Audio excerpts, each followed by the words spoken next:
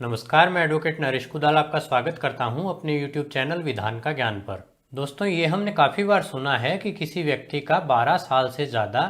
किसी अचल संपत्ति पर कब्जा रह जाता है तो वो व्यक्ति उसका स्वामी बन जाता है और इस कॉन्सेप्ट को एडवर्स पोजेशन कहते हैं। लेकिन एडवर्स पोजेशन के बारे में लीगल स्थिति क्या है और एडवर्स पोजेशन को साबित करने के लिए किन किन चीज़ों का ध्यान रखना पड़ता है, इस बारे में बहुत कम लोगों को पता होता है। लीगल एस्पेक्ट की बात करें तो एडवर्स पोजीशन की प्ली बहुत टेक्निकल प्ली है, लेकिन आज के वीडियो में हम इसे बहुत ही आसान भाषा में समझने का प्रयास करेंगे। आपकी किसी ज़मीन पर किसी व्यक्ति ने कब्जा कर रखा हो या आपके द्वारा किसी की ज़मीन पर कब्जा किया हुआ हो, ये वीडियो दोनों ही प्रकार के लोगों के लिए बहुत महत्वपूर्ण जानकारी वाला है। कॉन्सेप्ट से संबंधित हर जानकारी बहुत महत्वपूर्ण है और किसी भी एक चीज़ की कमी के कारण एडवर्स पोजीशन की प्ली खारिज हो जाती है, इसलिए वीडियो को अंत तक ज़रूर देखें। इसके पहले कि हम वीडियो को चालू करें, यदि आपने अभी तक हमारे चैनल को सब्सक्राइब नहीं किया है तो अभी कर लीजिए और साथ ही बेल आइकन को भी दबा दीजिए ताकि नए वीडियोज़ के नोटिफिकेशन आपको समय पर मिलते रहें। एडवर्स पोजीशन की प्ली को ठीक तरह से समझने के लिए वीडियो को हम 4 भागों में बांटेंगे। पहले भाग में हम बात करेंगे कि एडवर्स पोजीशन क्या है, किन सिद्धांतों पर आधारित है और इससे संबंधित कानूनी प्रावधान क्या हैं। दूसरे भाग में हम बात करेंगे कि वे कौन सी चीज़ें हैं जिनसे एडवर्स पोजीशन को साबित किया जा सकता है। तीसरे भाग में बात करेंगे कि क्या कोई ऐसा व्यक्ति जिसका लंबे समय से किसी जमीन या संपत्ति पर कब्जा है, खुद को मालिक घोषित करवाने के लिए एडवर्स पोजीशन की प्ली के आधार पर घोषणा का दावा कर सकता है। और अंत में हम देखेंगे कि एडवर्स पोजीशन की प्ली के आधार पर लाए गए दावे में किन किन बातों का विशेष ध्यान रखा जाना चाहिए। तो चलिए शुरू करते हैं। एडवर्स पोजीशन के सिद्धांत की शुरुआत इंडिया में 1907 से हुई थी, जो 3 सिद्धांतों पर आधारित थी। इनमें से पहला सिद्धांत ये था कि किसी भी अचल संपत्ति के स्वामित्व के बारे में ज़्यादा दिनों तक डाउट नहीं रहना चाहिए। दूसरा यह है कि ऐसा व्यक्ति जो किसी अचल संपत्ति पर कब्जा बनाए हुए है और उसकी सार संभाल देखभाल करता है, उसे ही संपत्ति का स्वामी माना जाना चाहिए, बजाय ऐसे व्यक्ति के जिसके द्वारा संपत्ति को खरीद करने के बाद उसे छोड़ दिया गया है। और तीसरा सिद्धांत यह है कि ऐसा व्यक्ति जो लंबे समय तक किसी संपत्ति को ऐसे ही छोड़ देता है और उसकी सार संभाल नहीं करता है, उसके बारे में यह मानना चाहिए कि उस व्यक्ति के द्वारा उस संपत्ति पर अपने अधिकारों को त्याग दिया गया है। एडवर्स पोजीशन के संबंध में कानूनी प्रावधान की बात करें तो भारत में ऐसा कोई भी कानूनी प्रावधान मौजूद नहीं है जिसमें एडवर्स पोजीशन के अधिकार को परिभाषित किया गया हो, लेकिन लिमिटेशन एक्ट में इस बारे में प्रावधान दिया गया है कि यदि कोई व्यक्ति जो किसी संपत्ति का कब्जा रखने के लिए अधिकृत है और वह व्यक्ति उस संपत्ति पर कब्जा खोने के बाद 12 वर्षों तक कब्जा वापस प्राप्त करने के लिए दावा नहीं करता है, तो इसके बाद वह कब्जा प्राप्ति के लिए दावा पेश नहीं कर सकेगा। और इसी तरह लिमिटेशन एक्ट में ही सेक्शन 27 में यह भी लिखा गया है कि कोई व्यक्ति जो किसी संपत्ति का कब्जा प्राप्त करने का अधिकारी है, लेकिन ऐसी लिमिटेशन के भीतर वह दावा नहीं लाता है, तो यह माना जाएगा कि उस संपत्ति से संबंधित उस व्यक्ति के अधिकार समाप्त हो गए हैं। लिमिटेशन एक्ट के ये दोनों प्रावधान ही एडवर्स पोजीशन के सिद्धांत को जन्म देते हैं और ऐसे व्यक्ति को मालिक बना देते हैं जो व्यक्ति ऐसी अचल संपत्ति पर कब्जा किए हुए है। और यदि कब्जा की हुई अचल संपत्ति सरकारी है तो इसमें 12 वर्षों की बजाय अवधि 30 वर्ष हो जाती है। यानी किसी भी प्राइवेट लैंड पर 12 साल तक कब्जा रखने पे एडवर्स पोजीशन मिलता है और वहीं अगर सरकारी संपत्ति हो तो उस पर 30 सालों तक कब्जा रखने पर एडवर्स पोजीशन प्राप्त होता है। अब दूसरे भाग में हम बात करेंगे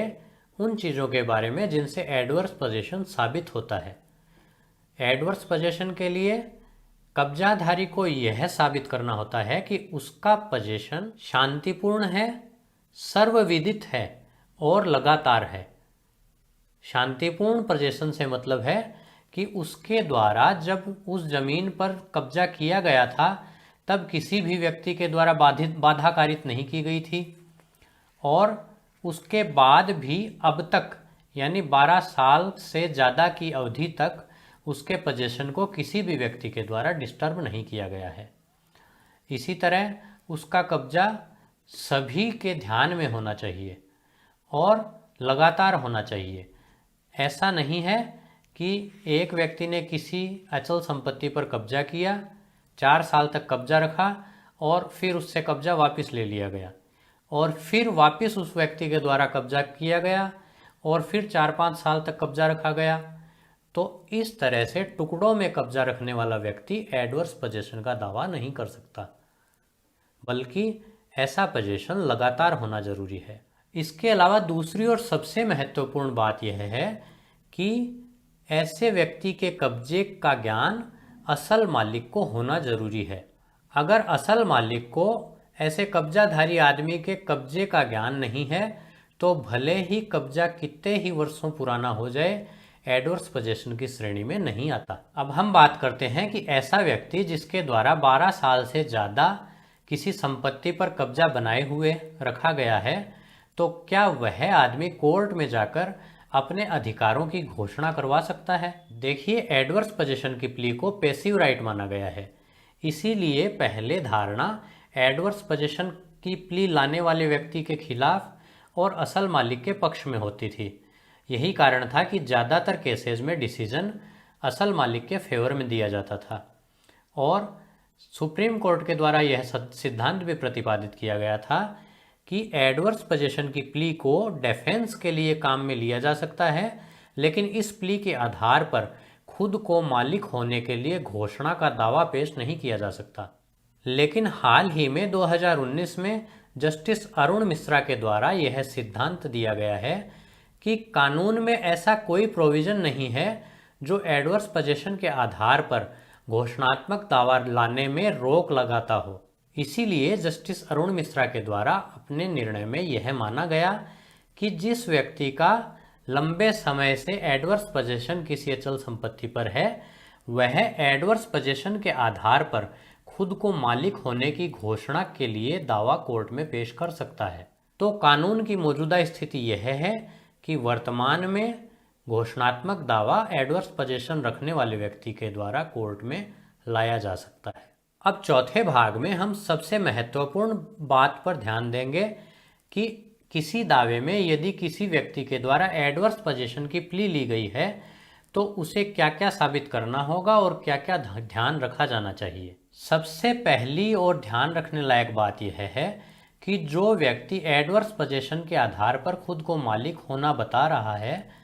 एडवर्स पोजीशन को साबित करने का भार भी उसी व्यक्ति पर होता है। दूसरी बात यह है कि ऐसे व्यक्ति को ऐसी स्पेसिफिक तारीख बतानी पड़ती है जिस तारीख को उस व्यक्ति के द्वारा उस संपत्ति पर कब्जा किया गया था,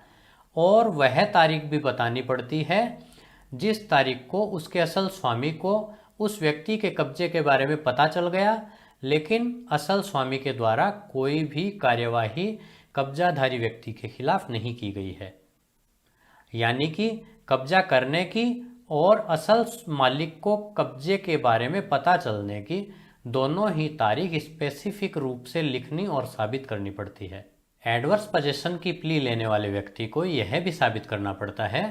कि उसका कब्जा लगातार 12 वर्षों से अधिक के समय से चला आ रहा है और उसके असल स्वामी के द्वारा उसके कब्जे को हटाने के लिए कोई भी प्रयास नहीं किया गया है। एडवर्स पोजीशन की प्ली लेने वाले व्यक्ति को जो बात साबित करनी पड़ती है उनमें से तीसरी यह है कि उसका कब्जा लगातार चला आ रहा है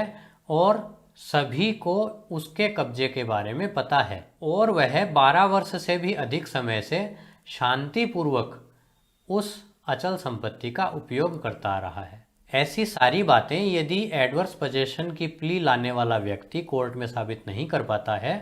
तो एडवर्स पोजीशन को साबित हुआ नहीं माना जाता है और फैसला असल मालिक के फेवर में दिया जाता है। इस तरह से हमने एडवर्स पोजीशन की प्ली को बहुत ही आसान भाषा में समझा। ऐसी ही उपयोगी कानूनी जानकारियों के लिए बने रहिए हमारे साथ। मिलते हैं अगले वीडियो में।